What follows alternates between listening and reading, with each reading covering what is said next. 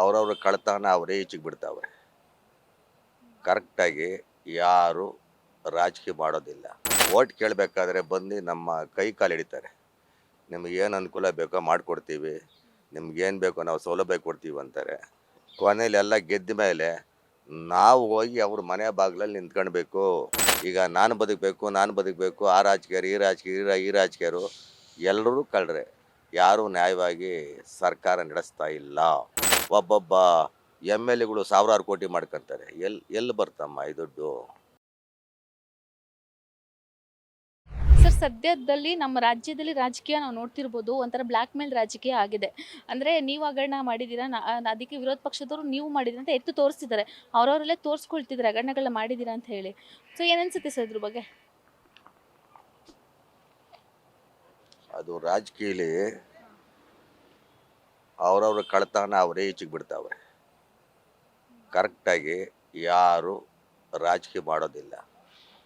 ಬಡವರಿಗೆ ಅನುಕೂಲತೆ ಇಲ್ಲ. ಅವರವರು ಅವ್ರವ್ರು ಬದುಕೋದಕ್ಕೆ ಅವರು ಮುಂದೆ ಬರ್ತಾರೆ ವಿನಃ ಬೇರೆಯವ್ರಿಗೆ ಸಪೋರ್ಟ್ ಮಾಡೋದಿಲ್ಲ ಯಾರೂ. ಇದು ರಾಜಕೀಯಲಿದೆ.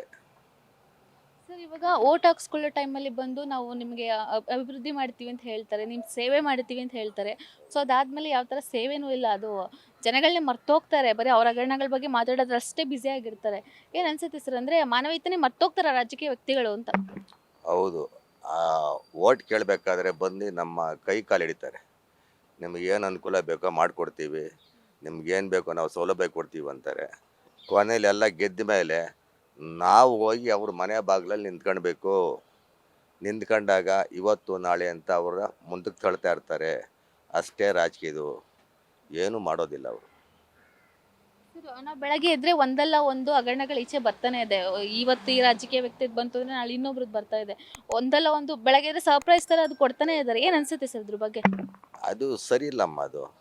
ಎಲ್ಲರೂ ಈಗ ಮನೆಗಿರೋಲ್ಲ ಕಳ್ಳರಾದರೆ ಮನೆ ಉದ್ಧಾರ ಆಗೋದು ಹೆಂಗೆ? ಮನೆಯೇ ಕಳ್ತನ, ಮನೆಯಲ್ಲೇ ಕಳ್ಳರಿಟ್ಕೊಂಡು ನಾವು ಪ್ರಜೆಗಳ್ನ ಯಾರೂ ನೋಡಲ್ಲ. ಈಗ ನಾನು ಬದುಕಬೇಕು ಆ ರಾಜಕೀಯರು ಈ ರಾಜಕೀಯರು ಎಲ್ಲರೂ ಕಳ್ರೆ. ಯಾರೂ ನ್ಯಾಯವಾಗಿ ಸರ್ಕಾರ ನಡೆಸ್ತಾ ಇಲ್ಲ. ಸರ್, ಇದೇ ತರ ಆದ್ರೆ ರಾಜಕೀಯ ಎಲ್ಲಿಗೆ ತಲುಪುತ್ತೆ ಅಂತ ಅನ್ಸುತ್ತೆ? ಯಾಕಂದ್ರೆ ಈ ಹಿಂದೆ ಅಂದ್ರೆ ಆವಾಗಿನ ಇದ್ರಲ್ಲಿ ಹೇಳ್ದಂಗ ಅಟ್ಲೀಸ್ಟ್ ಒಂದ್ ಸ್ವಲ್ಪ ನಡ್ಕೋತಿದ್ರು ಅನ್ಸುತ್ತೆ. ಇವಾಗಿನ ಇದ್ರಲ್ಲಿ ಓಟ್ ಹಾಕ್ಸ್ಕೊಳ್ಳೋ ತನಕ ಏನ್ ಹೇಳ್ತಾರೆ ಅದಷ್ಟೇ, ಅಲ್ಲಿಗೆ ಮುಗ್ದೋಗ್ತಾ ಇದೆ. ಇದೇ ತರ ಆದ್ರೆ ನೆಕ್ಸ್ಟ್ ರಾಜಕೀಯ ಇನ್ನು ಯಾವ ತರ ಕಂಟಿನ್ಯೂ ಆಗುತ್ತೆ ಅಂತ ಅನ್ಸುತ್ತೆ? ಕಂಟಿನ್ಯೂ ಅಂದರೆ ರಾಜಕೀಯನೇ ಬೇಡ ಅನಿಸ್ತದೆ ನಮಗೆ. ರಾಜಕೀಯನೇ ಬೇಡ. ಸ್ವಾತಂತ್ರ್ಯವಾಗಿ ಅಧ್ಯಕ್ಷರ ಆಯ್ಕೆ ಮಾಡ್ಕೊಂಡು ಹೋಗೋದು ಭಾಳ ಒಳ್ಳೇದು ಅನ್ನಿಸ್ತದೆ. ಸರ್, ಇನ್ನೊಂದು ಇದ್ರ ಮಧ್ಯದಲ್ಲೆಲ್ಲ ನಾವು ಯೋಚನೆ ಮಾಡ್ಬೇಕಾಗಿರೋದು ಏನಂದ್ರೆ, ನಮ್ಗೆ ಒಂದ್ ಐದು ಯೋಜನೆಗಳನ್ನ ಕೊಟ್ರು. ಅದು ಎಷ್ಟು ಮಟ್ಟಕ್ಕೆ ಜನಗಳಿಗೆ ಉಪಯೋಗ ಆಯ್ತು ಅಂತ ಅನ್ಸುತ್ತೆ? 5 ಯೋಜನೆ ಕೊಟ್ಟವ್ರೆ. ಅದಲ್ಲಿ ಸ್ವಲ್ಪ ಜನಕ್ಕೆ ಅನುಕೂಲ ಆಗಿದೆ. ಹೆಣ್ಣು ಮಕ್ಕಳಿಗೆ ಬಸ್ ಫ್ರೀ ಅವ್ರಿಗೆ ಅನುಕೂಲ ಆಗಿದೆ. ಈ ಇದು ಬ್ಯಾಂಕಲ್ಲಿ 2,000 ರೂಪಾಯಿ ಹಣ ಹಾಕ್ತಾರೆ. ಅದು ಸುಮಾರು ಜನಕ್ಕೆ ಅನುಕೂಲ ಆಗಿದೆ. ಈ ಒಂದು 2-3 ಅವರು ಕೊಟ್ಟಿದ್ದಾರೆ. ಅದೆಲ್ಲ ಸಕ್ಸಸ್ ಆಗಿದೆ. ಅದನ್ನ ಸರಿಯಾಗಿ ನಡೆಸ್ತಾ ಇಲ್ಲ. ಸರ್ಕಾರ ಮಾಡ್ತಾ ಇದೆ, ಅದನ್ನ ಸರಿಯಾಗಿ ನಡೆಸ್ತಾ ಇಲ್ಲ ಸರ್ಕಾರ. ಮಧ್ಯವರ್ತಿಗಳಿಂದ ಹಾಳಾಗ್ತದೆ. ಅವ್ರು ಕೊಟ್ಟಿದ್ದು 5 ಗ್ಯಾರಂಟಿ ನಡೀತಾ ಇದ್ದಾವೆ. ಅದರಲ್ಲೂ ಸಹ ಆ ಶ್ರೀಮಂತರಿಗೆ ಹೋಗುತ್ತೆ ಜಾಸ್ತಿ. ಶ್ರೀಮಂತರಿಗೆ ಅವರು BPL ಕಾರ್ಡ್ ಮಾಡಿಸ್ಕೊಂಡು ಅವ್ರಿಗೆ ಟ್ಯಾಕ್ಸ್ ಕಟ್ತಾರೆ. ಅವ್ರಿಗೆ ಜಾಸ್ತಿ 2,000 ರೂಪಾಯಿ ಸೌಲಭ್ಯಗಳು ಹೋಗೋದು ಅವ್ರಿಗೇನೆ. ಬಡವರು ಸಿಗ್ತಾ ಇಲ್ಲ. ಅದನ್ನ ಕಡಿವಾಣ ಹಾಕಬೇಕು. ಸರ್, 5 ಯೋಜನೆಗಳನ್ನೇನೋ ಕೊಟ್ಟರು. ನೀವು ನೋಡ್ತಿರ್ಬೋದು, ಇವಾಗ ಅಂಗನವಾಡಿ ಟೀಚರ್ಸ್ಗಳಿಗೆ ಸಂಬಳ ಆಗಿಲ್ಲ. ಅಂದರೆ ಕಷ್ಟಪಟ್ಟು ದುಡಿಯೋರಿಗೇನೆ ಸಂಬಳ ಆಗಿಲ್ಲ. ಏನು ಈ ಯೋಜನೆಗಳು ಬರ್ತಾ ಇದೆ, ಜನಗಳು ಅಂದರೆ ಇರೋರಿಗೇನೆ ಬರ್ತಾ ಇದೆ ಎಲ್ಲ, ಫ್ರಿಜ್ಜು ಮತ್ತು ಅಂಗಡಿ ಇಟ್ಕೊಳ್ಳೋದು ಇದನ್ನೆಲ್ಲ ತುಂಬ ಮಾಡ್ಕೊಳ್ತಿದ್ದಾರೆ. ಸರ್, ಏನು ಅನಿಸುತ್ತೆ ಅಂದರೆ ಅದಾದಮೇಲೆ ಎಷ್ಟು ಬೆಲೆಗಳು ಏರಿಕೆ ಆಗ್ತಿದೆ. ತರಕಾರಿ ದಿನಕ್ಕೆ 10 ರೂಪಾಯಿ 10 ರೂಪಾಯಿ ರೇಸ್ ಆಗ್ತಾ ಹೋಗ್ತಿದೆ. ಏನು ಹೇಳ್ತೀರಾ ಸರ್? ಅಂದರೆ ಯೋಜನೆಗಳನ್ನ ಕೊಡುವಾಗ ಯೋಚನೆ ಮಾಡಿರಲ್ವಾ? ಯಾಕೆ ಎಲ್ಲದನ್ನು ಪ್ರೈಸ್ ಜಾಸ್ತಿ ಮಾಡ್ಕೊಂಡು ಬರ್ತಿದ್ದಾರೆ ಅಂತ? ಯೋಜನೆಗಳು ಕೊಟ್ಟಿದ್ದು ತಪ್ಪಲ್ಲ.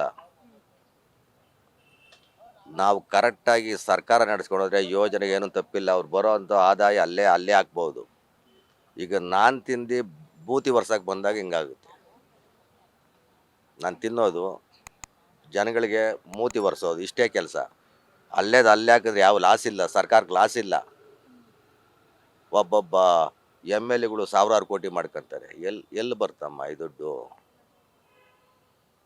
ಆ ಅವ್ರೇನು ಇಲ್ಲದೆ ಬರ್ತಾರೆ. ಅವ್ರಿಗೆ ಪ್ಯಾಂಟ್ಗಳು ಹೊರದೋಗಿರ್ತವೆ.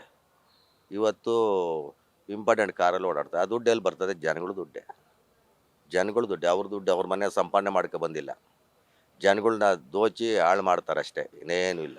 Beet plus Karnataka.